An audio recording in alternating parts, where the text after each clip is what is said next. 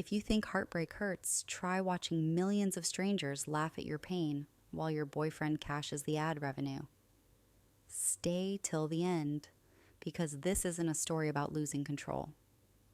It's about taking it back. My name's Madison Cole, 27, wedding photographer from Charleston, South Carolina, and I never thought the camera I loved would one day destroy me. That morning started like every other. I brewed my usual vanilla latte, fed my cat Oliver, checked my client emails, and started editing wedding photos, smiling couples, perfect sunsets, promises I used to believe in. The irony wasn't lost on me. Ryan, my fiancé, was still in bed, scrolling through his phone. That man was glued to it, always chasing views, engagement, followers.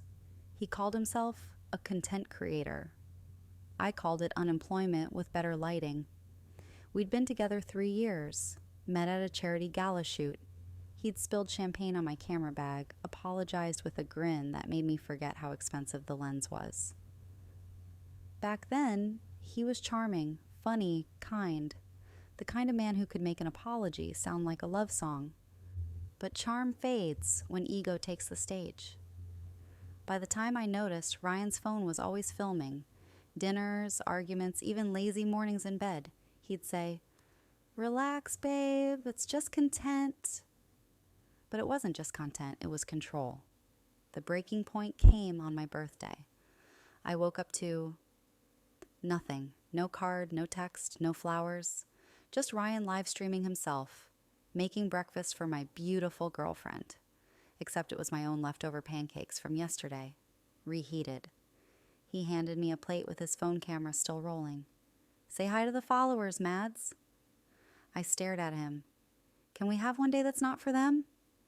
He laughed. "Babe, they love you." This is real life, real life. Right.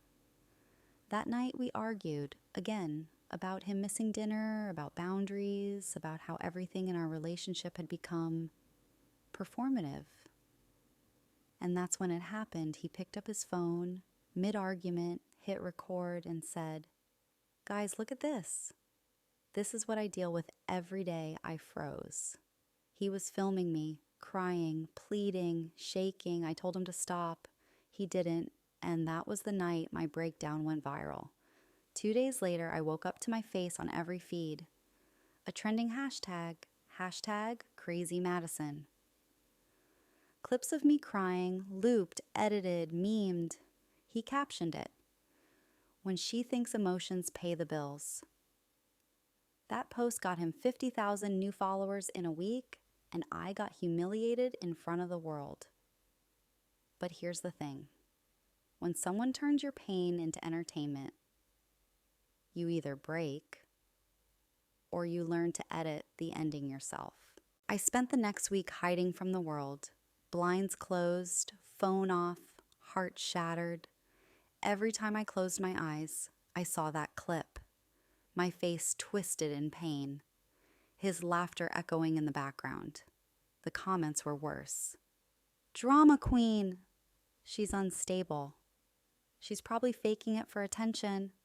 They turned me into a meme before I could even defend myself. Ryan didn't care. He was thriving. Brand deals, sponsorships, collaborations, all pouring in. He called it a breakthrough. I called it betrayal. When he walked into our apartment with takeout one night, he looked at me like I should be grateful. "Babe, you wouldn't believe it. I just hit 500,000 followers. We're famous." "We?" I repeated, voice cold. He grinned. "Come on, Mads. People love you. You're part of the story now. We can build on this." I stared at him, disbelief curdling into disgust. "You built your career on humiliating me." He smirked. "Relax. Nobody remembers this stuff for long. Internet moves fast." That's when I realized he truly believed he'd won, that I'd stay quiet, embarrassed, defeated. He didn't know who he was dealing with. See, I wasn't just a photographer. I was an archivist. Every video, every live stream, every DM, I had backups. He thought I was too broken to think straight. But pain does something incredible. It sharpens you. Over the next few weeks, I started playing my part. I smiled again, laughed again, pretended everything was fine. He loved that. The camera came back out. The couple vlogs resumed. I made sure to look happy, supportive, even flirtatious, because nothing hides a trap better than comfort. And while he was filming happy couple content, I was recording something else. The truth. Unedited, unfiltered truth every time he yelled off camera, every time he mocked me for not being marketable, every time he said, "You're nothing without me. I saved it all." Then came the sponsorship deal, his biggest one yet. A luxury tech company was flying him to New York for a live brand event. $50,000 for one appearance. He was ecstatic. "Babe, this is it," he said, kissing my cheek. "We're going big now." I smiled. Yeah, you deserve it, but what he didn't know was that he was walking straight into the scene of his own downfall. Because by the time that event went live, I'd already sent the company's PR team a very private highlight reel, one that showed who their influencer really was behind the camera. Not just the emotional abuse, not just the manipulation, but also the brand contracts he bragged about breaking NDAs for, caught in his own live streams. I didn't need to post revenge. I just had to hand people the truth. And truth, when timed right, burns better than any scandal. The morning of his big event, Ryan woke up humming. He wore his favorite black suit, the one he said made him look expensive. I made him breakfast, eggs, coffee, a perfect smile. He kissed my forehead before leaving. "Wish me luck, baby." "Next time you see me, I'll be on every screen in Times Square." "Break a leg," I said. And for once, I actually meant it. By noon, the live stream began. The company's YouTube channel lit up. Hundreds of thousands of viewers, cheering, commenting, praising. Ryan walked on stage like he owned the world. Perfect lighting, perfect smile. He started his speech. "I'm living proof that passion can turn pain into profit."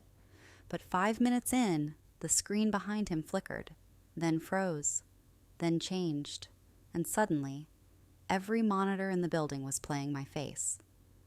Not the crying, broken woman he'd filmed. No. My recording. The first clip was him laughing while I cried on the floor. Then him yelling, "Stop crying, it's content." Then clips of him mocking brands, bragging about faking sponsorship numbers, joking about emotion equals engagement. The audience went dead silent. You could hear the air conditioning. He froze mid-sentence. The PR team rushed the stage. The live stream comments exploded. "What is this? Did he just abuse her? Cancel him now."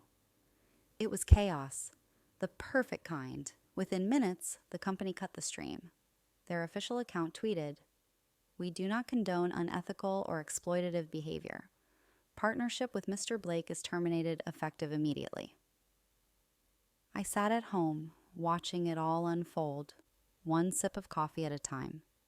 Ryan called 15 times, then 20. I didn't answer. He finally showed up at my door hours later, sweating, shaking, his voice cracking. "What did you do?" I looked him dead in the eyes and said, "I didn't do anything." "You did." He tried to explain to twist it. "You ruined my life." But I cut him off. "No, Ryan, you recorded mine." He stood there trembling, realization dawning like a slow burn. "Everyone's turned on me," he said, voice breaking. "The sponsors, the followers, the press, they all think I'm a monster." I tilted my head, pretending to think. "Maybe you should post about it," I said softly. "I hear breakdowns get great engagement." He left, slamming the door so hard it rattled the picture frames. But behind that anger, I saw something new. Fear. And for the first time in months, I felt peace. Not victory, not revenge, Just the quiet, steady peace of finally being seen, because the same feeds that broke me were now the ones exposing him. A week later, his empire was gone. The sponsors pulled out. His social media accounts, the ones that once overflowed with fake smiles and hashtags, became graveyards of hate comments. Every video, every post, flooded with the same words: manipulator, abuser, disgusting. He released a statement, of course. One of those carefully written PR apologies that sound like a hostage note. All corporate tone and zero remorse. I take full responsibility for my actions, he said, staring at a teleprompter. I was dealing with mental health struggles and didn't realize how my content could hurt others. But the internet doesn't forgive easily. Not when the receipts are in high definition. Not when the world's seen you laugh at someone's pain. Meanwhile, I rebuilt. Quietly. I started small again. Local weddings, family portraits, charity shoots. People reached out, not out of pity, but respect. They said my story made them braver. To leave, to speak up, to stop letting people film their suffering for entertainment. One afternoon, my best friend Nora, the real one, handed me a coffee and said, "You know, Madison, you didn't just end his career. You exposed the whole idea that pain equals content." I smiled. Good. Let them find their next trend somewhere else. Months passed. The world moved on, as it always does, but every now and then, someone tags me in an old clip, not the breakdown, but the speech I gave later at a mental health awareness event. In that video, I stood on stage, no filters, no makeup, no edits, and said, "They say revenge is best served cold, but sometimes the best revenge is truth, served live, with receipts." The crowd laughed, but I wasn't joking, because the truth doesn't just set you free, it burns everything fake along the way. As I walked off that stage, camera flashes flickering, I remembered that moment, the night I cried in front of millions, thinking my life was over, and now, that same world was watching me rise. So if you're watching this, here's what I'll say. Don't let anyone turn your breakdown into their brand. Your story isn't theirs to sell. It's yours to finish. And I did. On my terms. The complete revenge.